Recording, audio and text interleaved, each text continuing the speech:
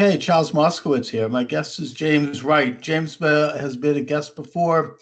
He, as a young man, got very involved in a Masonic lodge in Texas, in his hometown of Dallas, where he experienced a lot of pretty weird activities, and now he comes from a family that goes way back in Masonic lore.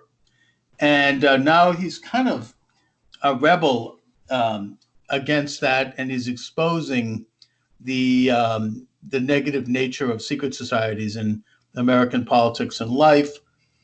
James, you're involved also in a very serious personal conflict with your family. I don't want to go into that too deeply because that's something that's it's pending in court situations, and so I can't get into naming the names of people or companies. So given that, however, let's talk a little bit, firstly, specifically, about what is happening with your case. And then I want to open it up to a talk about the nature of your, the secret societies and Masonry and all of that. Right. In short, what is happening is I flew into Dallas for the third funeral in 10 months, and there's a large body count actually behind leading up to this moment. But anyway, that's going off on that one just avenue of it. We are here, and the matriarch, the aunt who raised me, she died last New Year's Eve. Now, her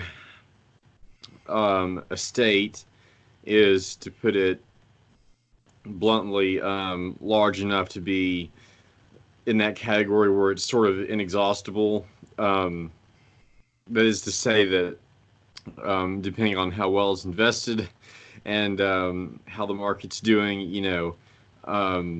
you could literally never even try to spend the amount of money and then run out of what is in the principle of the assets.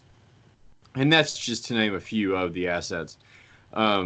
It's very underrated in what it is. And see, that's the trick. And what's rather ironic about doing this show today is I'm obviously in the West Coast, though it had been my original intent to be in Dallas today because today is another one of the probate case hearings. And so far, they've been getting away with so much. That's actually what led to my arrest, was when I left several months ago. I conducted a forensic accounting and actually found where $20 million missing dollars was, and all of this kind of stuff. And they don't like that. They had me on other wild goose chase about a car, about a Jaguar, and meanwhile I found missing $20 million. Well, okay, let me just ask a quick question here, James. It sounds to me like we're talking about a serious family dispute over an estate that's worth possibly in the billions of dollars. You mentioned to me earlier that the money was made from a media company. We're not going to mention the name of it. That goes way back, and that this is a big legacy family that you're from. Yes. But I want to, to discuss the intricacies of this battle you're having with your family. It's not necessarily something that's productive to the purpose of this program, only in that, we're covering social issues here.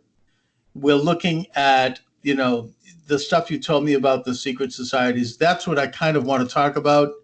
And right. Because, we're not going to get into the details of your case. It's not relevant. It's obviously relevant to you, and I feel for you, but it's not something that's, we can't really do that. So, we can look at it this way. Here's a way we can talk about it.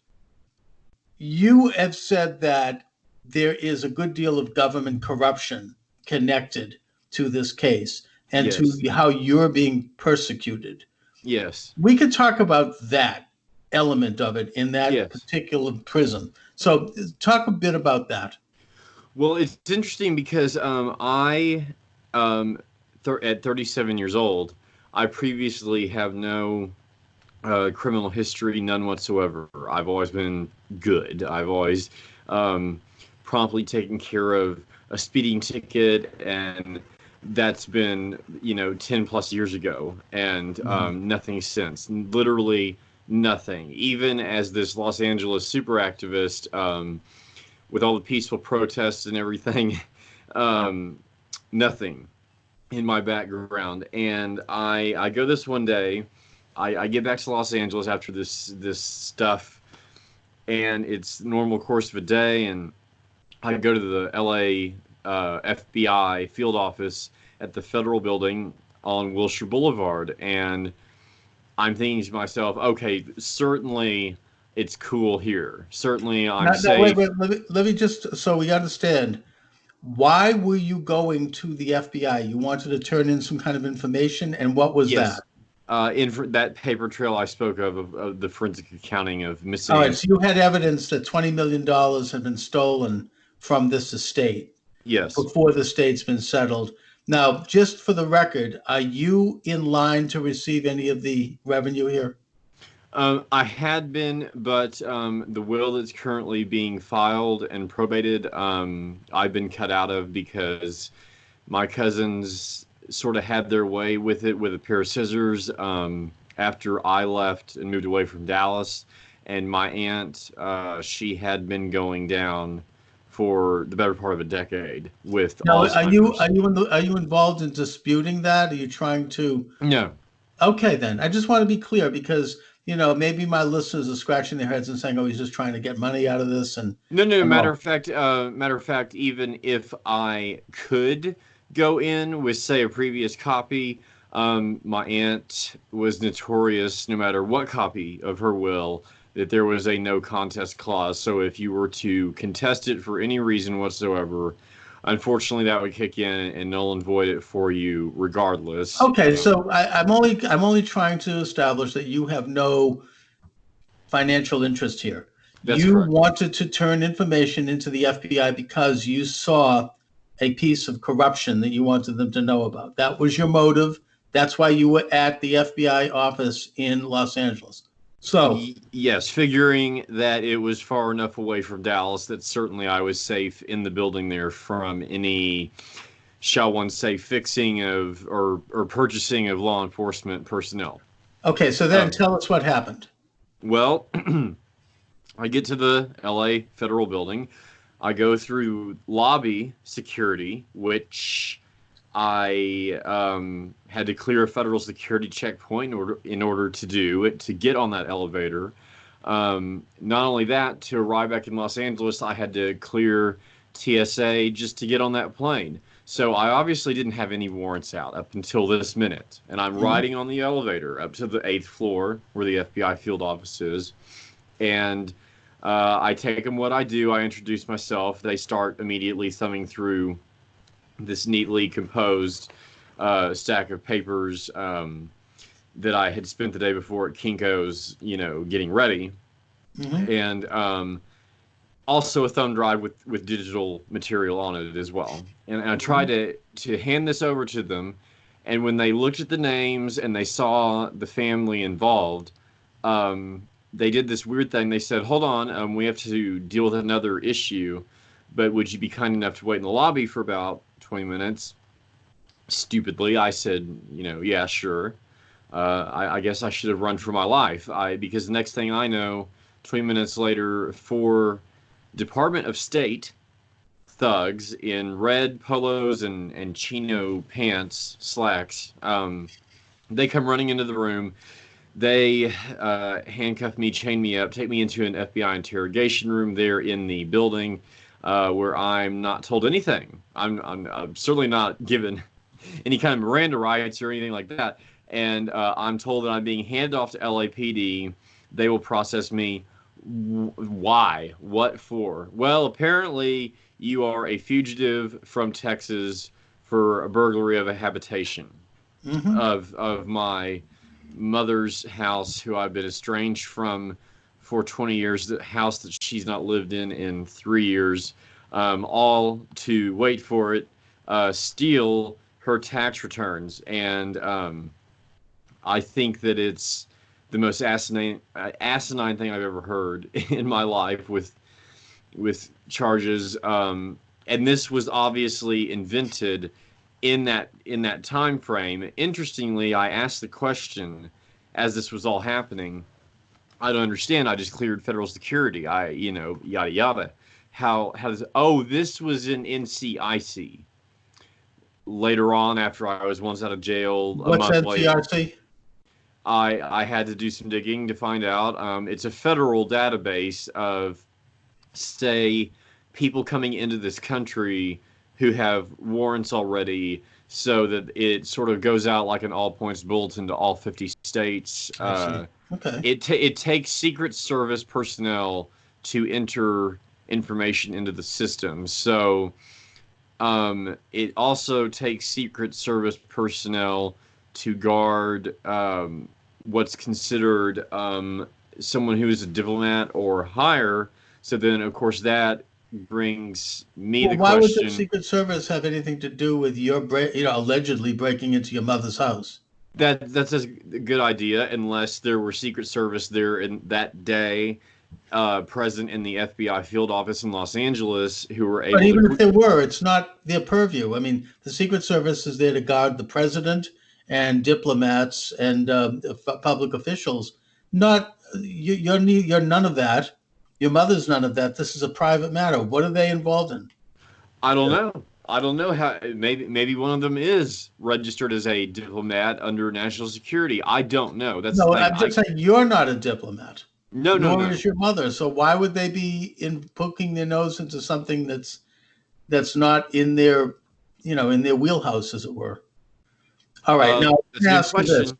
Okay. Now, this is something that I think that what you're getting to here, and certainly correct me if I'm wrong, is that someone involved in this dispute over this estate set you up. They set this thing up through usage of government agencies and government officials, which means that they have a certain amount of power to do that. I mean, they know these people.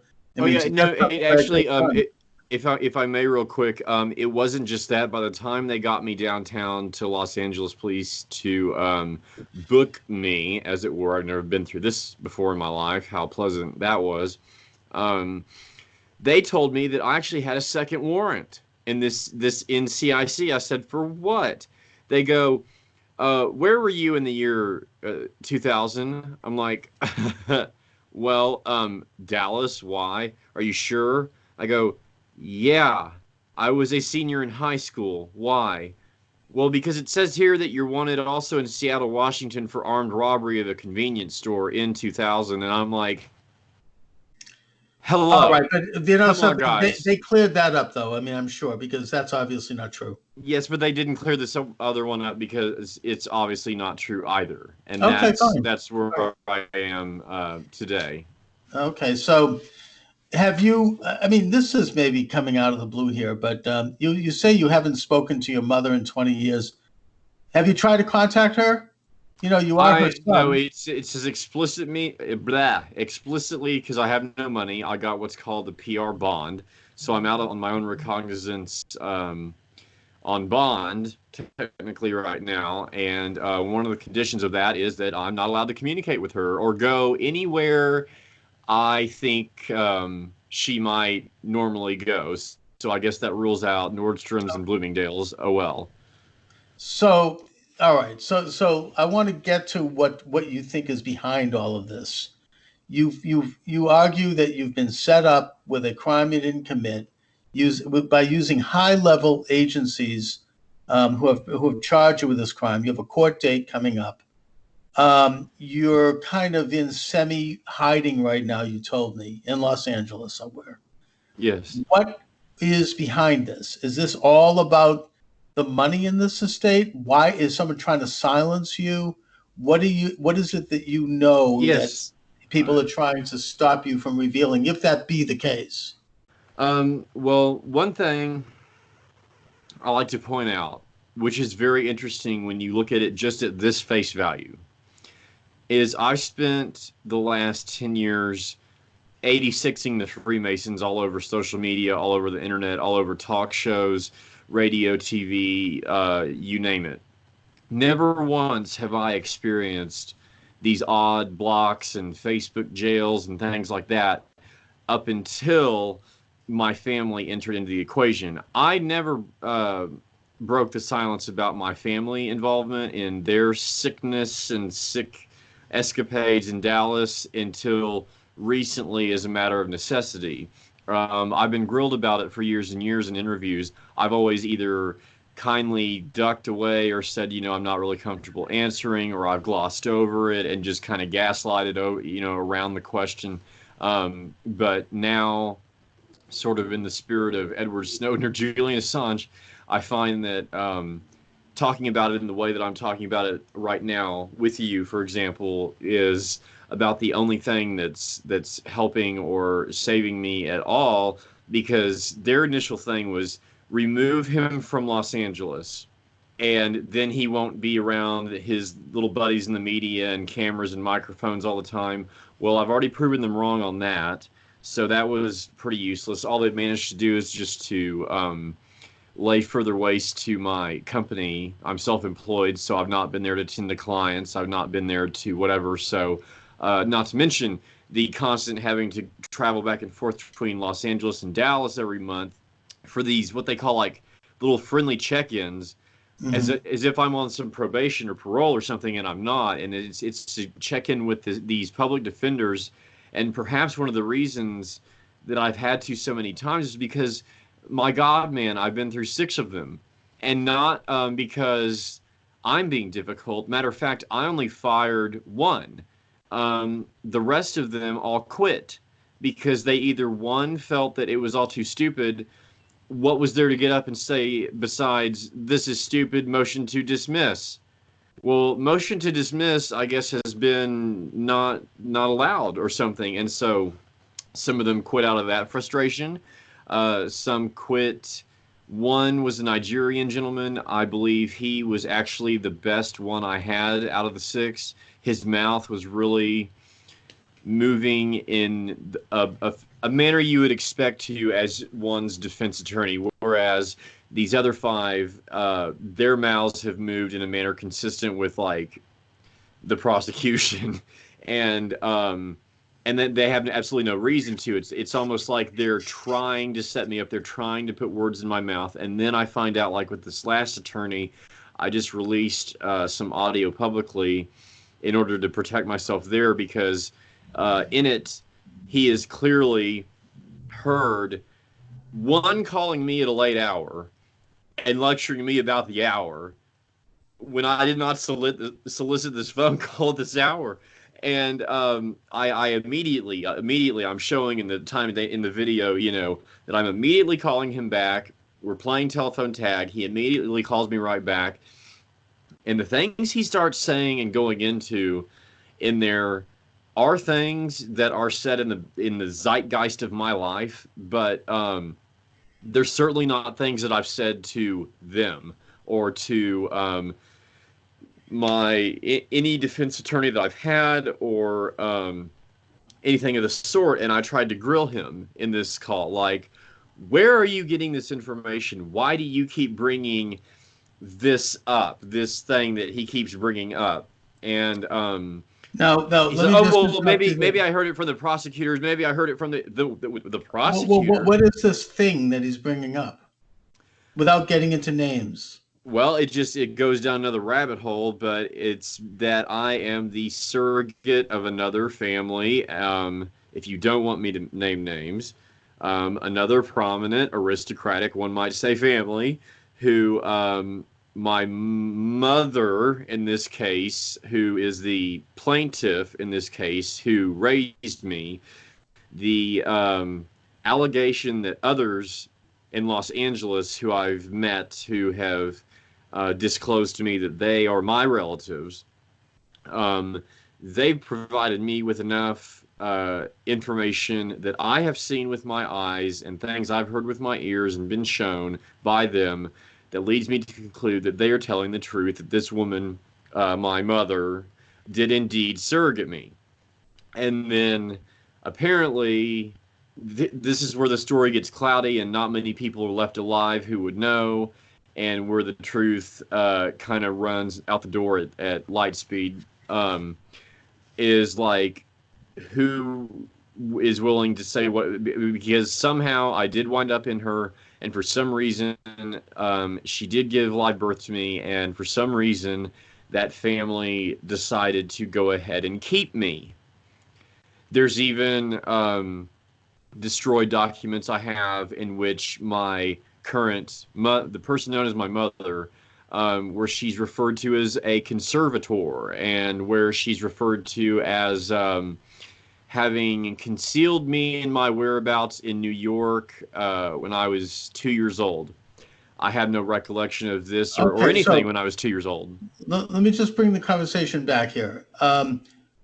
You claimed earlier that the troubles for you started when you began to reveal the whole nature of these secret connections of your family and your grandparents going way back.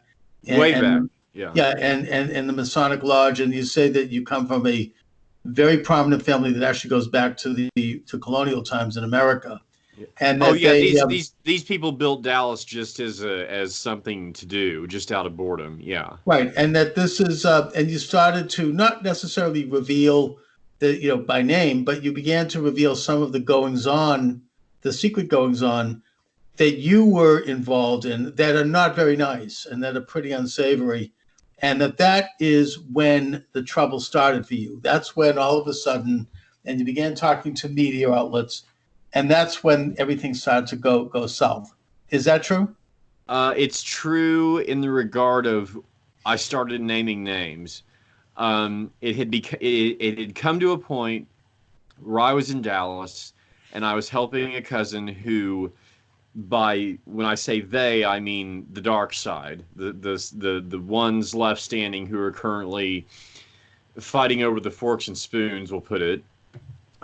They were trying to steal away his mother's house. So he's actually a second cousin in that regard, a cousin's son. It's just that there's an age difference in my family, and he's actually the same age as me. His mother, my cousin, was old enough to be my mother, but that's beside the point. The point is, they were trying to take her little house that had belonged to his deceased father, and that was unacceptable. So I came in town like the hero character, and I put a stop to it because he didn't know how.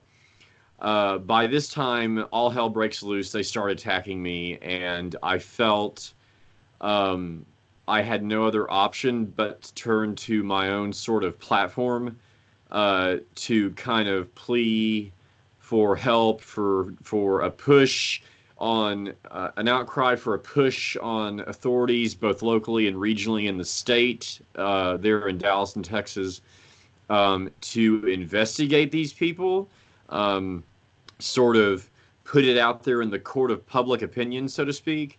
And that's when I started. See, what you found out then was that the authorities in Dallas, and apparently the authorities out in other states, are very friendly with this family of yours and with this cabal. And again, I mean, I know that it might sound weird to people listening to this program that I won't let you name any names, but look, this is YouTube, and I don't want to give YouTube an excuse to purge my station, even though they very well may do that anyways. Just so for the matter, as a little brief announcement here, my programs are also archived at other venues in case that happens, but I still want to abide by YouTube guidelines because I'd like to continue here. And so that's why I'm not having you name names. Now, the issues that you've gotten into publicly, besides the fact that this is this very severe family squabble going on, and it has a lot to do with enormous amounts of money that is supposed to be inherited and that's now being tied up, even though people are, according to you, stealing it anyways. You also have talked about your family's involvement going back in these secret societies. Now, I want to talk about that at this point. What was going on with you? Talk a little bit about your background and how, what your experiences were, without naming Right, but names and without naming particular organizations. okay. So without naming, by the way, since I'm in hiding, I do have a friend here that would like to hop in on this conversation momentarily, if that's okay, just to sort As of, long as he doesn't name names and institutions, that's fine. as long as you don't name names of institutions, it's fine. Okay. All right, deal. So to answer that, also without naming names, okay, so my family owns, we'll call it a very large chunk of the Dallas media. Okay, It is good the enough. year of the Kennedy assassination. It is the night before the Kennedy assassination. At 4 in the morning, Jack Ruby, who famously shot Lee Harvey Oswald in the Dallas police secured basement, at 4 in the morning, he walks into my family's media establishment as though he had carte blanche access to do so. And everyone in town knows at this point Jack Ruby is a notorious gangster. So his Mhm. access should be in question at this point, period, right? Right, of course. Okay. He then, later that day, after Kennedy has been shot and Oswald is found, or Patsy is found, the same network, the same buddies, then provide Jack Ruby that night before with a press pass, knowing in advance, like, he's going to need it for some reason because they've already got this whole thing planned out. He goes with his fake press pass to the basement door of the Dallas Police Department. A phone call is made to another prominent official that's a household name in a Supreme Court versus trial who might have been, let's say, a city employee at the time. Okay. Um, there's a knock knock at the door. That man is told, let Jack Ruby in. He obviously knows that his press pass is complete BS, and he is allowed to go over, and they bring Oswald out, like they say in the film JFK, as a sacrificial lamb. Um, Long story short, my family brought you the first ever live televised execution of another human being with no judge or jury. I remember And seeing that. Yeah, yeah, well, yeah, it's famous of imagery. course, of It's course. been in music videos. Oh It's yeah, yeah, no, yeah. absolutely. And they So filmed, and it was filmed at that moment yes, so by the media, right, which is your family. we gave the world its first live telecast execution of a human being. Again, no judge, no jury, no rights, no constitution, no nothing. Patsy, boom, done. Jack Ruby, obviously, we know now in things that have been written later that he already knew he had cancer, so he had made arrangements with that same brotherhood. Look out for this person, look out for that person. I'm sure payments were made to girlfriends, whatever his terms were. But he did the job. He knew he was going to die in a jail cell. Another friend of the family and wife, not another household name, pay him a visit in his jail cell, and that is the last time he's seen alive. They probably, I would speculate, took him something to allow himself to put himself out of his misery in the quickest, most painless way possible.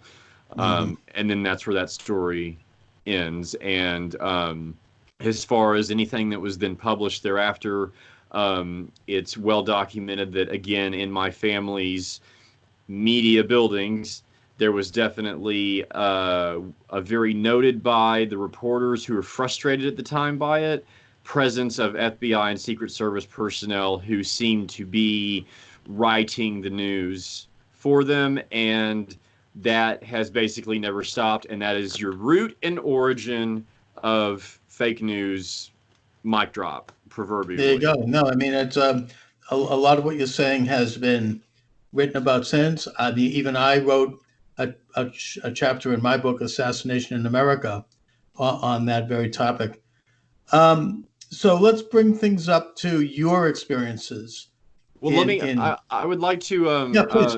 if it's okay, let my friend hop on. How Of much time course. do we have, Yeah, by the way? we have as much time as we need. Excellent, Well, excellent. I don't want to go too far over an hour, but we have plenty of time.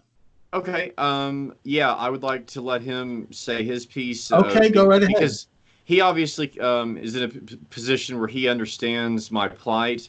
Maybe not from the inner workings of the Masons or something like that, but he definitely understands what it's like to be considered a political enemy, politically sensitive individual, and definitely a targeted individual. So I'd like to turn it over to him. All right. I'll allow him to introduce himself as he sees fit.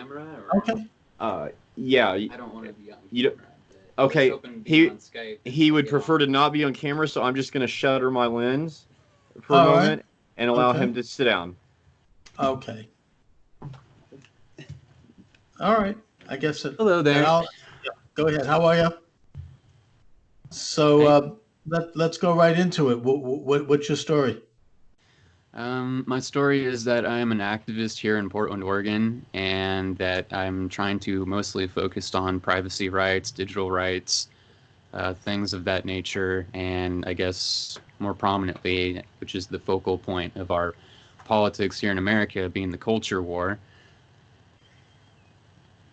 Okay, so what do you want to talk about with regard to James Wright's situation? Well, I think James Wright's situation is pretty consistent throughout politics, regardless of who's in power and who's in charge. There are always going to be whistleblowers and people who are going to try to sound alarm bells to get outside help with something that they were a part of on the inside. Now, there might be some people who are just trying to grab attention and don't provide any evidence, but he's been trying to provide a lot of evidence surrounding some of this stuff, and as far as I can tell, he's been pretty consistent in keeping on talking with this topic of Freemasons and what they've been doing. In fact, there was actually just an article that came out that I saw, and I don't know if this is conveniently because the internet picks up on things that we search online, or they just sort of know like what kind of things we've been talking about. But Vice News came out with this article regarding a Freemason who just loves to sell drugs.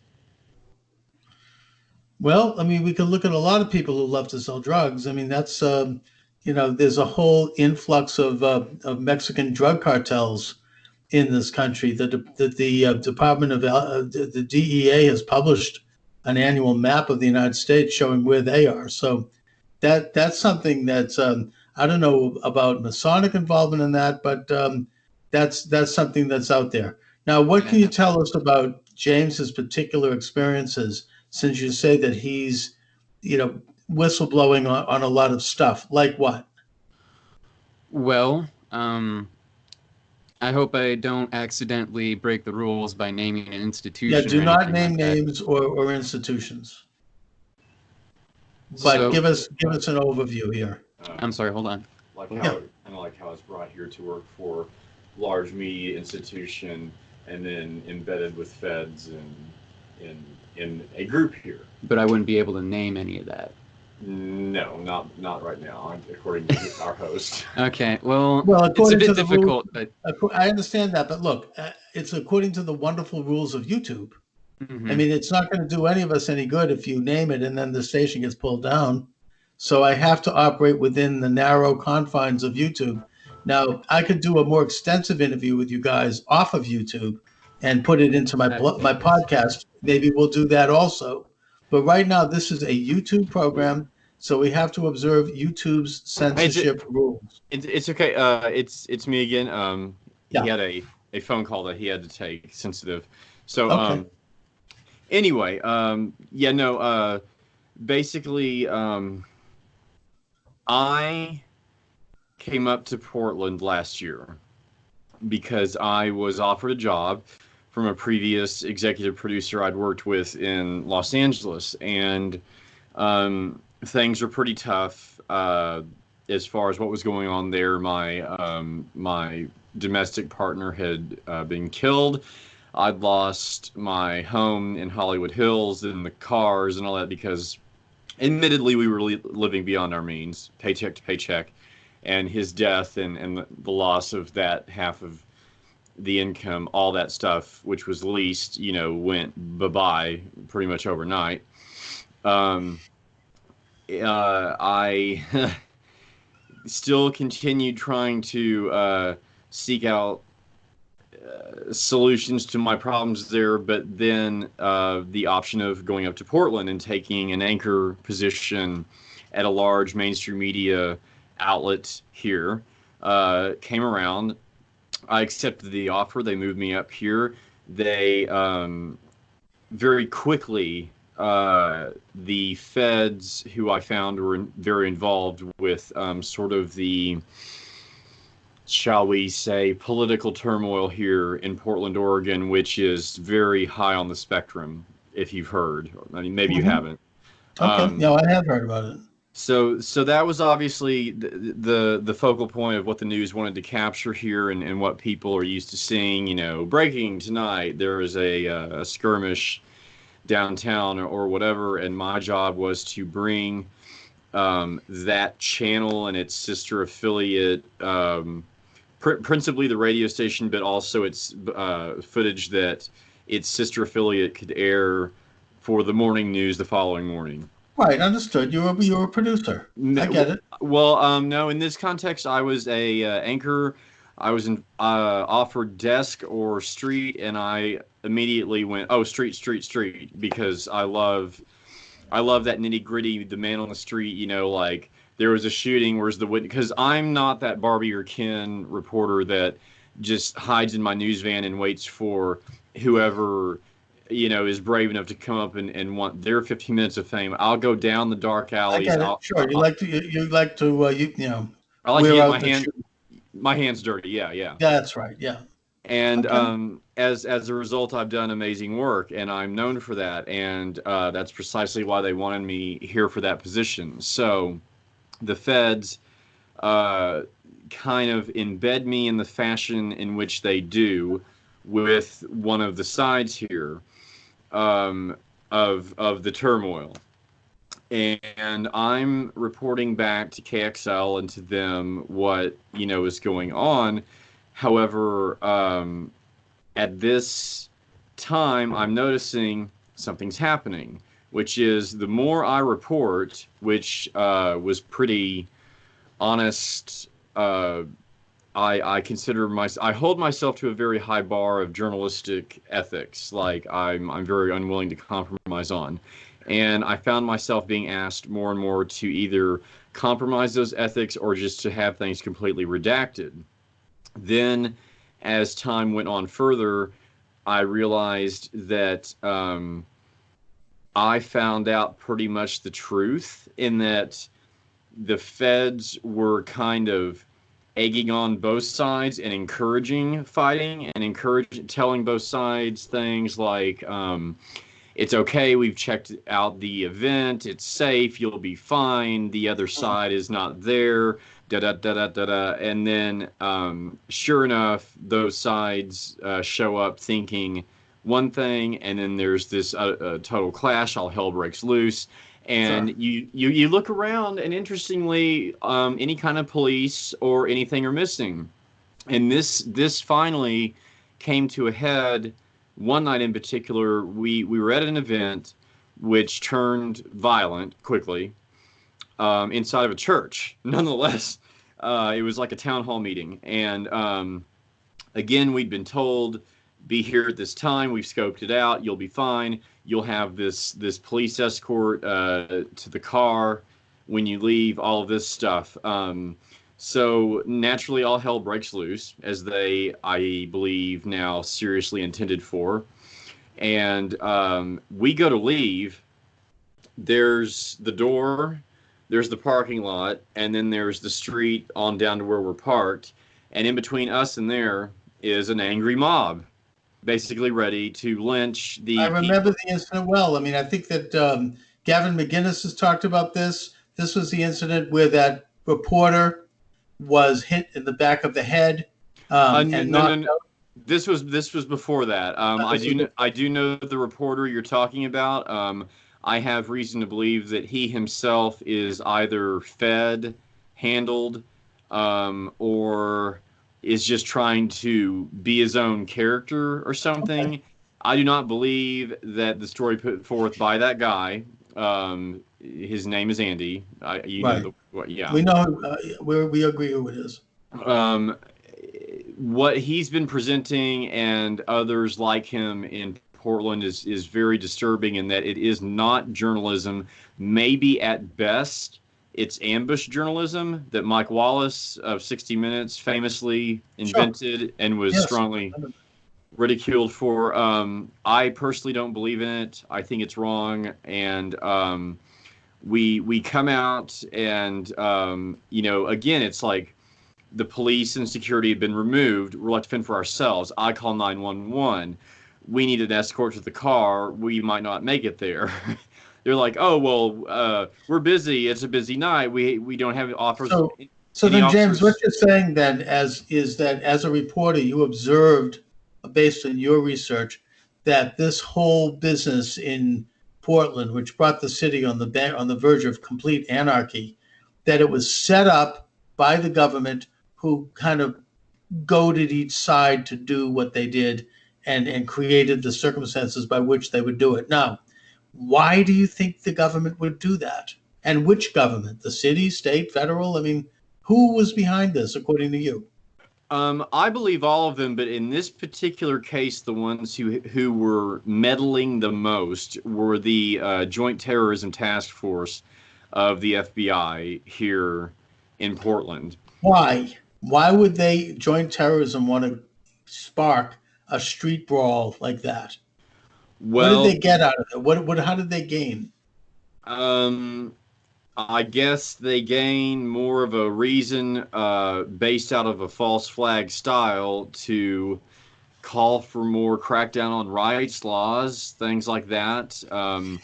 More of a war on journalism, more of a war on whistleblowers, because that's what actually ends up coming out of these type situations. I mean, even Obama, I'm sorry I have to say, he did things with whistleblowers like the Chelsea Manning debacle, the Edward Snowden debacle, that I don't agree with. So, in other words, it's really a chance to suppress people who are trying to expose corruption.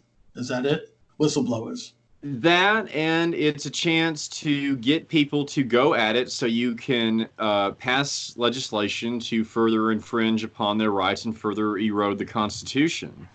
And Okay. if you get these two sides fired up enough and make them clash like that, they have every reason to do that. And then in the meantime, the things that both sides do agree on, for example, the recall of the current Portland mayor.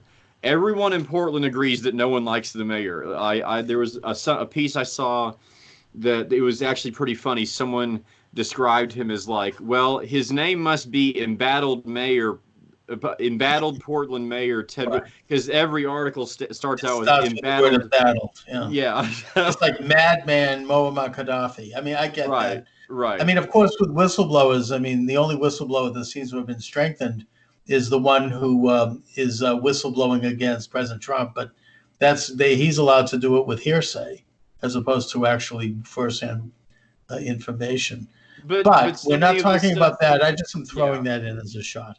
Um, Getting back to your subject, James, and I actually, we have to wrap it up pretty soon because I mean I don't Oh, want to go forever. We could do it again okay. and carry on the conversation. And I do want you to report into me from time to time to keep me up to date on what's going on with you, and and all of that.